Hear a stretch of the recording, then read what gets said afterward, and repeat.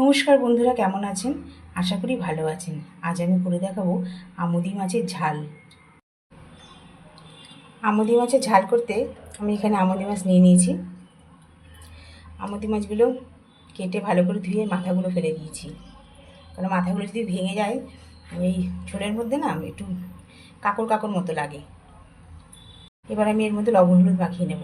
লবণ দিয়ে দিলাম, দিয়ে দেবো হলুদ, একটু ম্যারিনেট করে লবণ হলুদ দিয়ে রেখে দেবো। মাছগুলো এখন এরকম 10 মিনিট রেখে দেবো। সর্ষের তেল গরম করে এবার মাছগুলোকে ভেজে নিচ্ছি। মাছগুলোকে হালকা করে ভেজে নেব। মাছ ভাজার তেলের মধ্যে দিয়ে দেবো কালো জিরে ফোড়ন। এবার দিয়ে দেবো টমেটো, দিয়ে দেবো লবণ,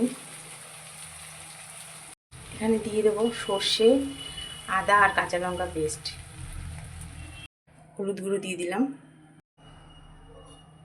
দিয়ে দিলাম জিরের গুঁড়ো, কাশ্মীরি লঙ্কার গুঁড়ো দিচ্ছি। এবার সব মশলাকে ভালো মতো কষিয়ে নেব। মশলাটা কষানো হয়ে গেছে, এবার এর মধ্যে দিয়ে দেবো একটু গরম জল। গরম জল দিয়ে দিচ্ছি। এবার ভেজে রাখা মাছগুলো দিয়ে দেবো।